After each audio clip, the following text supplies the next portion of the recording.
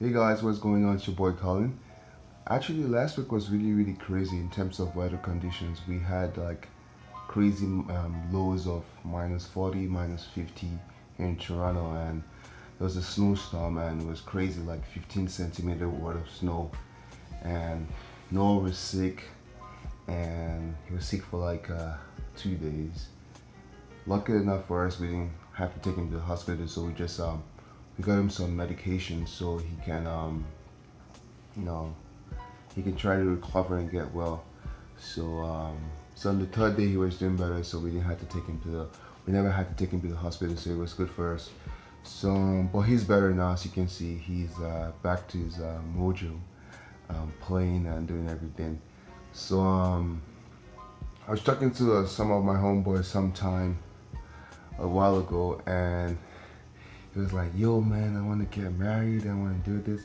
I'm like, bro, man, just just stay single, man. Enjoy your single life now, because marriage is the hardest thing you ever do. To test you at all levels, marriage is hard. He's like, "No, man, I love this girl. I wanna get married to her. I wanna, I see her having my kids." I'm like, "Bro, do you really want to get married?" I'm like, so today I'm gonna talk about main things you should know before getting married. So these are the main things you should know before saying, "Okay, I love this girl. I'm going to put a ring on her finger. I want to get married." So yeah, so these are actually the main stuff you have to ask. The main questions you have to ask, and you need answers for before you decide to settle down. So on. Yeah, let's get it. So first thing I'm going to talk about is the first point is going to be about God. So you guys have to have like my pastor always says, yeah, you couples have to be evenly yoked. So you know you want to have someone who is on fire for God to, you want to have someone who is on the, who has the same vision in terms of your faith, and sharing the same faith and religion. So like, cause marriage is not all about just love. Cause sometimes you're gonna not love the person, and God has to be in the center of the marriage to bring you guys closer again. So God has to be in the center of every marriage. So if God is in the center of every marriage, then it's gonna be stronger regardless of hard times or good times.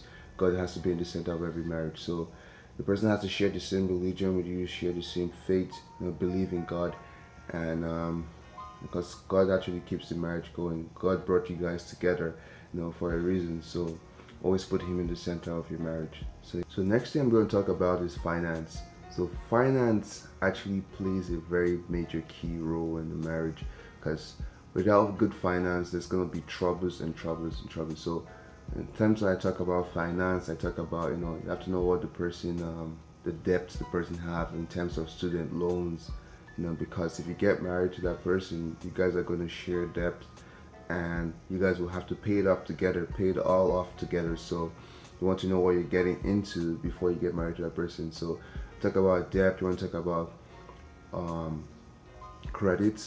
You want to have a good credit, because it gets to a point where you guys want to make a purchase for a house and want to go get a mortgage from the bank, and your good credit will actually play a big role in how you get that house. So if you don't have a good credit, then it's gonna be hard to get a house. It's gonna be hard to finance a car, do things or take a loan to start a business. So it's good credit actually matters too. So then we talk about next time we'll talk about under finance. So it's financial discipline in terms of financial discipline in terms of savings, and discipline in how you spend your money.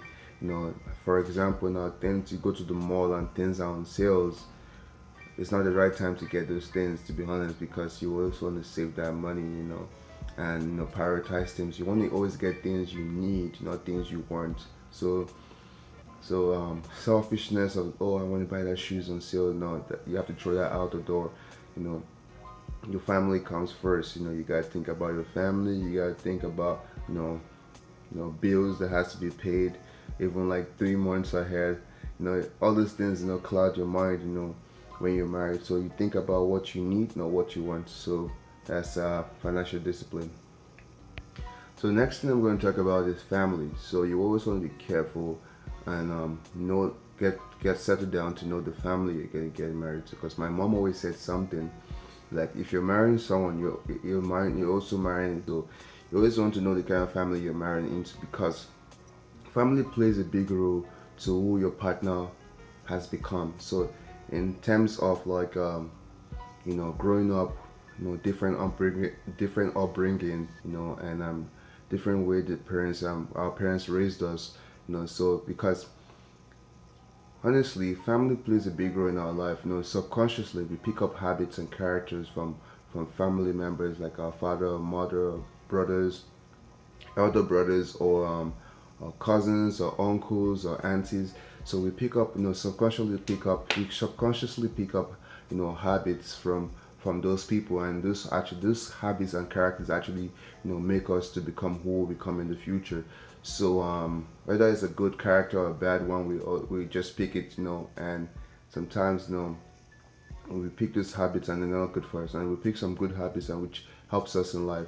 So family actually plays a big role, in terms of when in the future when you want to have kids and your kids, your kids are around, your brother or your sister, your brother-in-laws, so they pick up that same habits, from the uncles or from the aunties. So actually, so the family plays a very big role in how your family is created, or how your family goes from there, the habits your kid speaks. And so family plays a big role, in that. So you want your kids to always pick up good habits from the uncles or from the aunties. You want your uncles and aunties to be, good role models to them, so they can, have um, great role models while they grow up. So my next point is parenting.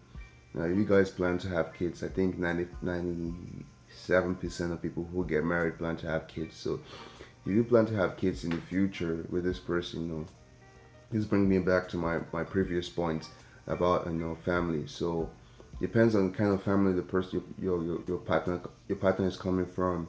It may come from a They might come from a single parenting or co-parenting, a household where they had the mother and the dad and the mom, or the household where they just had the dad or just have mom raising them. So they have a different ideology how they see life. So that actually molds the person to become who they are and the characteristics they're gonna display. So and their parenting skills. So those things actually tells a lot about a person. So you always want to be careful. I also want to be able to um, see those things in the person, so you can actually change things or adjust during the marriage. So yeah, this thing actually plays a big role in the marriage. So next thing I'm going to talk about is vision. So vision is actually very very important in marriage, because you couple have to have a vision of what you guys want to do. If you guys want to start a business together, or you want to start a foundation to help people with need. So because this vision actually keeps you guys busy and engaged, and it feels good every time you guys accomplish a goal together, and it makes you guys bond stronger. And yeah, it helps you guys feel accomplished in some sense, when you guys accomplish every goal you have together, or every vision you share. So it's always better you guys are on the same page on that, on what you guys vision. So single folks, it's not every time you say, oh, I see fire in the eyes. Oh, bro, you're not going to see fires in the eyes every day. Sometimes you have to make some, you gotta think with your head than your heart, and you have to make some very strict and straightforward decisions. So this time will require you not to think with your emotions. It will require you to think more straight. So it's better to know all these things ahead, and to also make married life a little bit more easy, because like I said before, marriage is the hardest thing you ever do in your life. So honestly, I will advise everyone to get married. It's a good thing. It's a beautiful thing. You know, you and your partner come together to raise a kid. You know, experience ups and downs with someone, go through this. Life is hard, man. So you need a partner to go on that journey with you. So I advise every guy, every lady to get married. It's a good thing. It's a beautiful thing because, for example, every every easy thing isn't good for your body.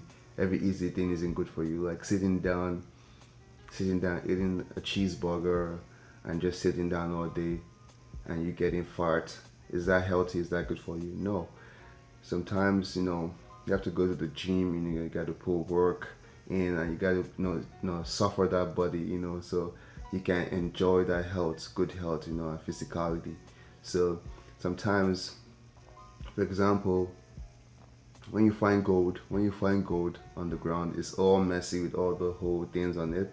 So you have to put it through pressure and fire and heat for you to get the actual gold. So I see marriage as that fire that's molding you to become a better person. So marriage is actually good. It actually expose all your weaknesses, and by the time you expose all your weaknesses, then you're strengthening those weaknesses and you're becoming a better person. You're getting stronger. So marriage will test you in every level of your life. So before you get in it, think twice. But it's also a very, very good thing because marriage is not made to make us happy. It's meant to make us better. So if we're better, then we're happy. So yeah, I don't know if you understand that, but yeah, that's all my points for today. And thank you guys for watching. Please share, subscribe, like, and I'll talk to you guys later. Peace. Come, boy, come. Come.